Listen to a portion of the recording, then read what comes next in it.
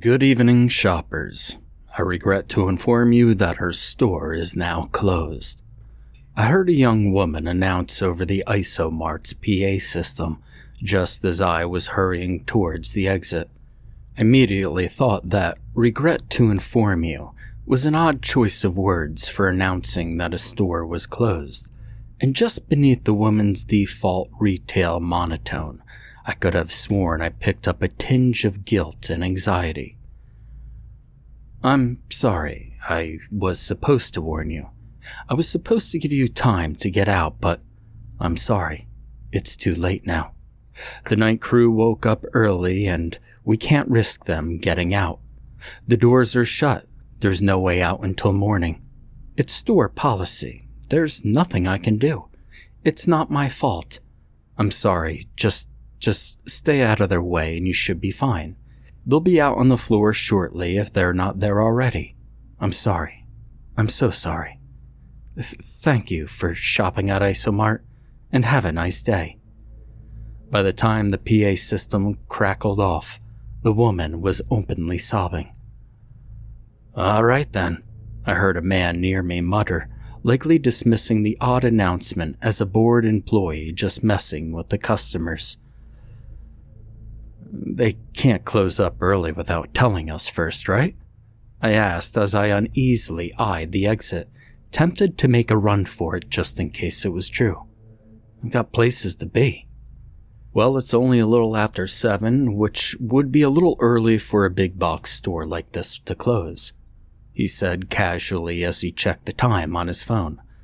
Mind you, I've never heard of IsoMart before, and for all I know, this isn't a chain at all. I wouldn't be surprised if this was some kind of pilot store owned by a larger brand that didn't want to risk being associated with it, in case it didn't work out. This place feels like it's trying to be Amazon on steroids. I gave a little nod in agreement. The place looked like some kind of Silicon Valley wet dream. All the price tags were electronic. Multiple cleaning and security robots were rolling around on the sales floor, and there wasn't a single checkout in sight. I'm not even sure how we're supposed to pay, the man went on, gesturing to the display on his smart shopping cart. It's been tallying everything I've put in it, either using RFIDs in the products or some sort of advanced imaging recognition software in the store surveillance.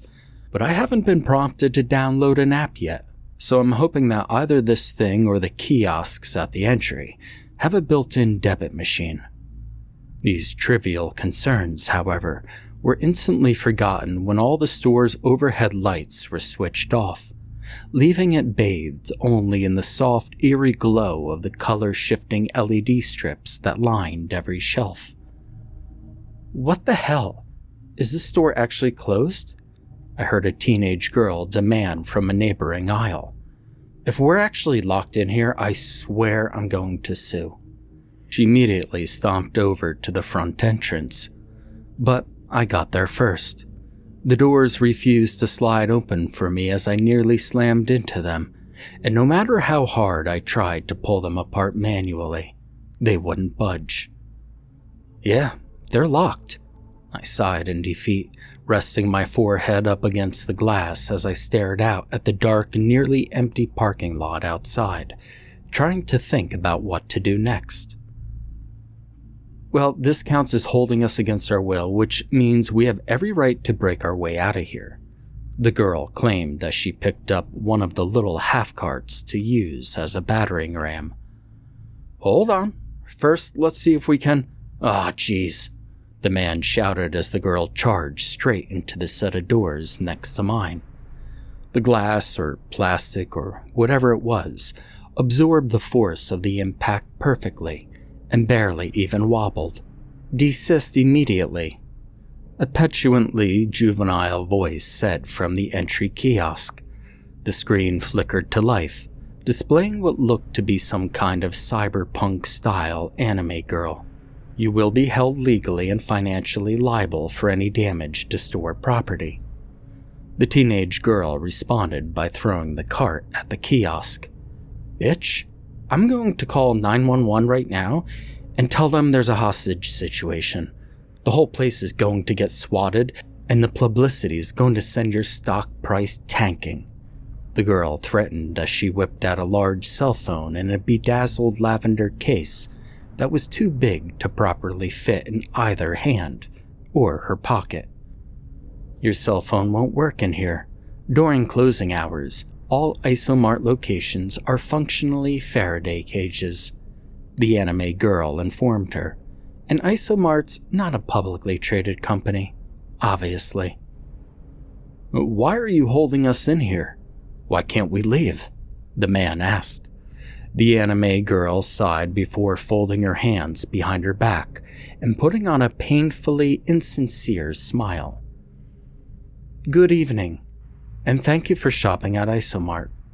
I'm Karisu, your digital customer service representative." She introduced herself.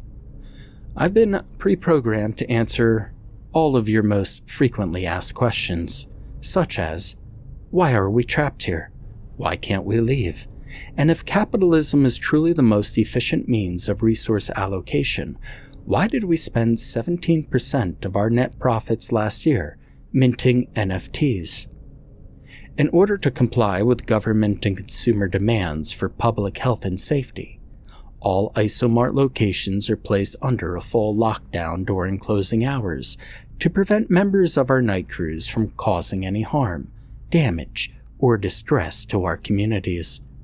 Unfortunately, we are not always able to prevent the night crews from waking prematurely, and when this happens, all IsoMart locations must close immediately. We cannot risk the night crew escaping in a general evacuation. We understand that this is not an ideal solution, and are currently in the process of researching alternatives. We advise you to remain vigilant at all times. Do not fall asleep, and do not attempt to barricade yourself in the bathroom or any other small space. Once you're cornered, it's over. Simply keep your distance from the night crew and do nothing to provoke them or draw attention to yourself. We apologize for the inconvenience and will provide compensation to you or your survivors in the form of Karusu NFTs. Thank you for choosing IsoMart, and have a survivable night." "This can't be real," the teenager scoffed, turning away from the kiosk and heading towards the coffee bar. "If you're going to keep me up all night, I'm stealing your coffee." "Wait, what sort of danger are we in?" the man asked. "What's wrong with the night crew?" "I'm afraid that's confidential," Caruso replied. We all jumped as the heavily garbled sound of guttural and incongruent vocalizations started blaring over the PA. "But it sounds like they're heading out onto the main floor now, so feel free to draw your own conclusions." At the opposite end of the store, we heard a warehouse door shutter open, bathing the entire sales floor in a dim blue light. The light backlit several strange figures, but their distant silhouettes were so blurred I couldn't discern any definite details. "Hey, do you assholes work here?" the teenage girl demanded, abandoning the coffee that the machine was still in the process of dispensing, and marching toward the back of the store. "We're locked in, and you need to let us out or I swear to God." She never got to finish her threat. The garbled voice on the PA started barking what sounded like enraged orders, and one of the night crew closed the distance between them and her in a few bounding leaps. The night crewmen grabbed her by the neck and hoisted her off her feet, squeezing her throat tightly enough that she could neither speak nor breathe. I could see now that the night crewman was wearing what looked like an old gas mask under a dark green hood. His leather coat reached halfway down to his ankles, but under it, I could catch a glimpse of what looked like a bronze mechanical exoskeleton. That was likely what enabled his feats of superhuman physicality. There was also an old rusty tank strapped to his back, and in his free hand he held a spray wand. Defiant to the end, the teenage girl furiously kicked at his torso and pulled at the arm holding her up, but he seemed as immovable as stone. After a brief inspection of only a few calculating glances, he pointed the wand in her face and spritzed her with some kind of rusty brown mist. Her eyes immediately began to burn, and within seconds, foam began pouring out of her nose and mouth like a baking soda volcano. He callously dropped her to the floor, where she spasmed about like a fish on the docks as the strange foam just kept pouring out of her, seemingly without end. Seeing that the other man was paralyzed in shell shock, I grabbed him by his coat and pulled him into the pharmacy, where we were well out of the view of the night crew. "What the hell? What the hell?" he whispered. "They just killed her for no reason." "Correction," came Kurusu's startling voice as another kiosk near us flickered to life. "The night crew is under strict orders to complete their tasks by sunup and can tolerate no interruptions. So long as you do nothing that might put them off of their schedule, you will not be harmed. They will not go out of their way to harm you, as that would be a waste of their time. However, they will not hesitate to neutralize you the instant you put yourself in their way. Remain vigilant.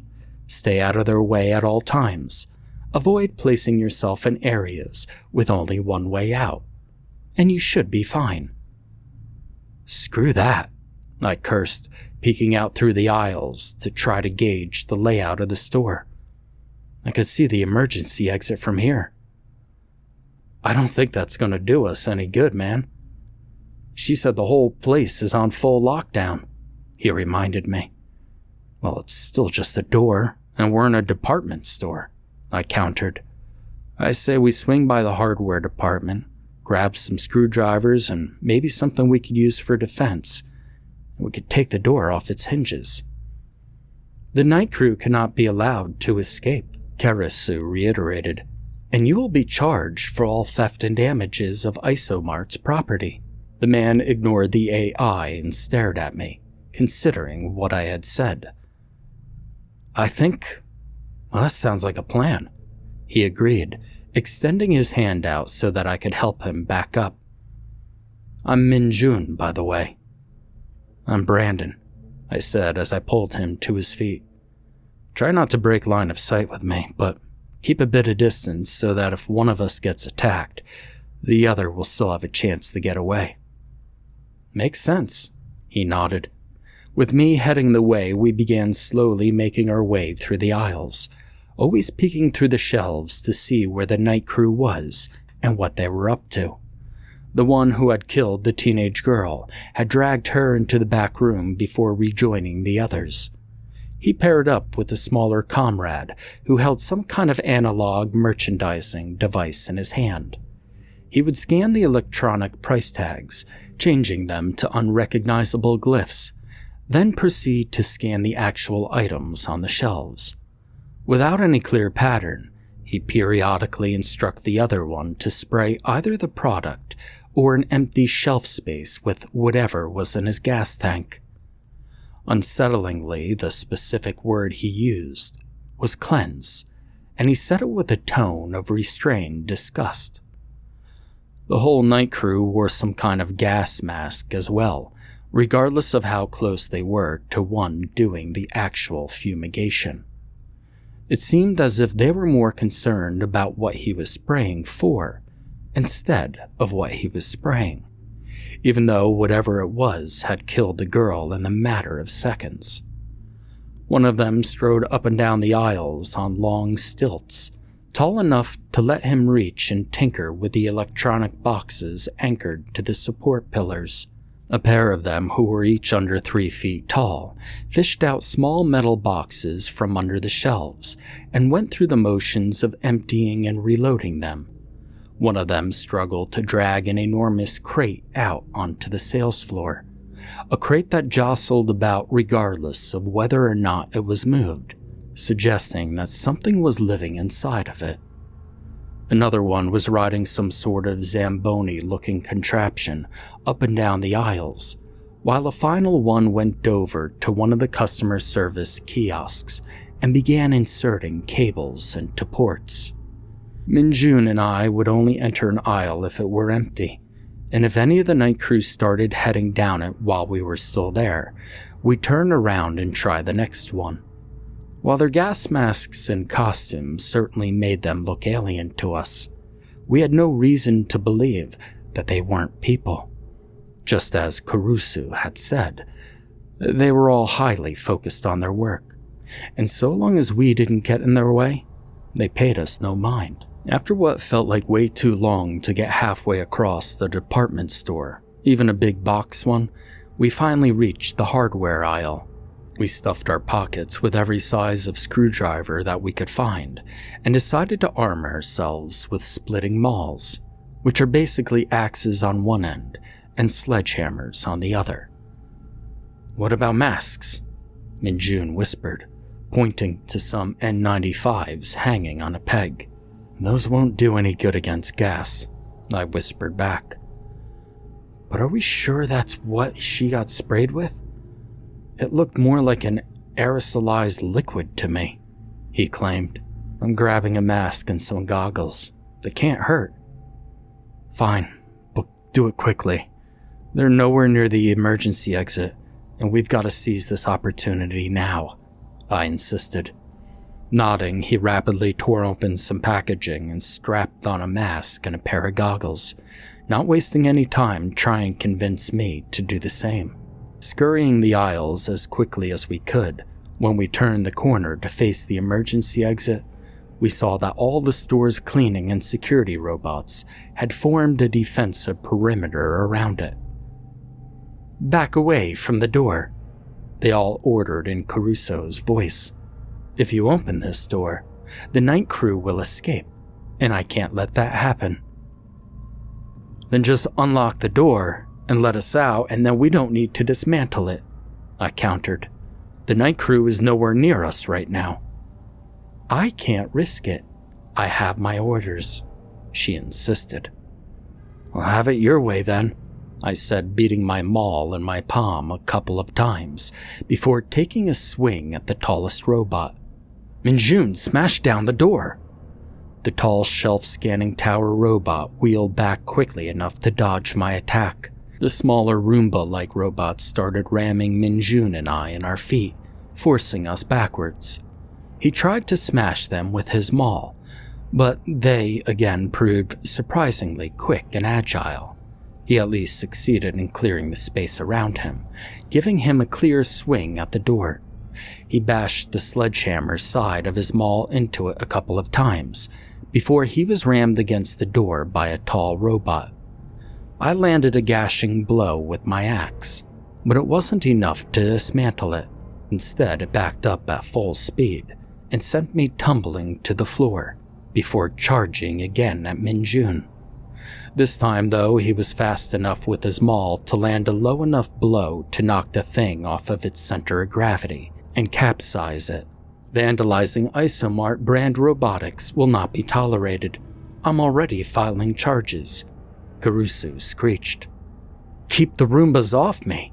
I'm taking the door off its hinges," I shouted as I got up and raced to the door, pulling out my stolen screwdrivers. Minjun nodded as he got back to his feet and started using his maul like a mallet in a game of whack-a-mole. The Roombas were still fast, but he was at least able to keep them away from me. "Damn it, Vostag, do something. You don't want your workers getting out of here any more than I do," Caruso demanded. In response, the deep and guttural voice began speaking over the PA again, its garbled words so commanding that I couldn't help but stop what I was doing. "What are you doing? Why are you stopping? Keep going," Minjun ordered, baffled by my sudden inaction. And before I could answer, the night crewman with the gas tank came careening from around the corner, and just like before, he closed the distance between us in only a few long strides. Minjun was able to use his maul defensively enough to keep the crewmen from getting close enough to grab him like the girl. But he was still well within range of the spray wand. He spritzed some more of that strange mist into his face, and I watched in horror as the mask and goggles dissolved into wet clumps within a matter of seconds. Another spritz, and Minjun was screaming as he went into convulsions, foam pouring out of every orifice on his head. The night crewman turned his attention towards me, but stopped before pulling the trigger on his wand. "You!" he shouted. I stood there catatonically for a second, until I noticed a flashing light coming from behind me. I looked up and I saw a woman standing at the window of the upstairs break room, flicking the light switch on and off to get my attention. She had written the word stairs on the glass, along with an arrow pointing towards the staircase leading to the room she was in. Having no better options at the time, I broke into a sprint and made a mad dash for the stairs. "Boy, get back here," the night crewman shouted. He didn't chase after me, though. The emergency exit was unbreached, and he had work he needed to get back to. Waiting for me at the top of the flight of the stairs was the woman I'd see in the window, holding the door open and then slamming it shut the second I was through.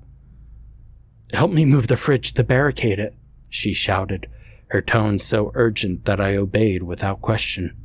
I'm sorry, I would have called you all up here if I could have, but that stupid AI locks this door the instant the night crew wakes up. Took me this long to force it open. You were already the only one left alive down there." "Yeah, there were just 3 of us. The girl confronted one of the night crew immediately and got gassed. Me and the other guy lasted a bit longer, but when we were almost through the emergency exit, the AI had their foreman order one of them to attack us," I explained rapidly, shoving the fridge firmly in place. "Their foreman?" she asked, confused. Yeah, the weird voice on the PA. That's what she called him anyway," I said furtively. "You work here, I take it?" She gave a tearful nod before slumping down against the refrigerator. "I'm just here in case there's a problem with the AI or there's something that she can't handle. My only real job is to make sure everyone's out and the store's on full lockdown before the night crew wakes up. And I couldn't even do that," she lamented. "No one told me what I was supposed to do if they woke up early. I did what I could." She trailed off and went into an unrestrained sobbing. "Listen, it's not your fault. You did what you could," I assured her. "But right now we need to focus on getting out of here. Is there any way up to the roof from here?" "No, we're fine. The door locks more to keep me from going downstairs than to keep them from getting in, and I just wanted the fridge here as a precaution," she explained. "They won't come up here. They've got too much work to do.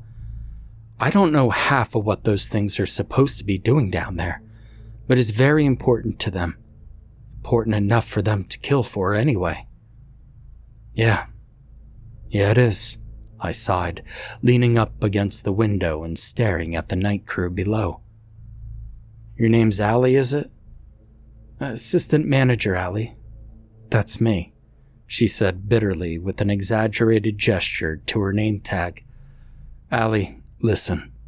This is important, so I need you to be absolutely clear about this," I said emphatically. "Is there a way for us to get to the roof from here? And if there is, can we get down to the ground from the roof?" "No, there's no way onto the roof from inside," she said, and I felt my heart sink into my stomach. "But we'll be fine up here. We'll make it to morning, no problem. Honestly, the whole thing is so stupid. Why couldn't the AI just let us out? We're obviously not on the night crew." "Well, it's not that obvious if you think about it," I said, putting down my axe and reaching under my jacket. After all, if she's only ever seen them with those gas masks on, how would she know what they look like? Allie looked up at me confused for a few seconds. Confusion I watched turned to fear when she saw the spraying wand now clenched in my hand. Only a moment later, I made my way back down the stairs, carrying Allie's catatonic and foaming body with me. Just ahead of me, I saw the night crewman with the gas tank who had killed the other two. "Vincent!" I shouted, holding the body as a peace offering. They knew I was trapped up there, and they would have to come to drag me out before morning. "Oh, Brandon, you done dicking around then, are you?" he demanded, momentarily dropping what he was doing and marching over to me. Yeah, I'm done," I muttered. "Thought you were going to make a break for it, did you? Leave us a man short for the rest of the night. If not for the rest of our contract," he asked. "You were up early, so you had extra time," I offered as a half-assed excuse. "Fat lot of good that does poor Claus over there, dragging out the garbage all by his lonesome." Vincent berated me. "Is that Brandon?" Leopold, the one on the stilts, shouted as he peered down at us from across several aisles. "Yeah, Brandon's back," Vincent shouted. "Tell him to move his sorry ass and give old Claus a hand," he demanded. "I was just telling him," Vincent replied. "Brandon, listen, if you regret signing up for this, that's your problem. And if you make it our problem again, I will see it that you regret it a hell of a lot more. Just keep your mouth shut, do your job, and keep your mind on the payday at the end of this, and not on whatever you imagine is outside of those doors." The twisted and broken voice of Vothstag, our foreman, held us all at attention as he barked raving lunacies at us over the PA. "Well, you heard the boss," Vincent said. "Toss her in the back, get your mask on, then go help Claus. And you're getting the last pick at supper tonight, and every night until one of those other blokes does something to piss me off more than this." "Right, boss," I said with a melancholic nod. Shuffling my feet as slowly as I could, I went out to finish what was left of my shift on the night crew.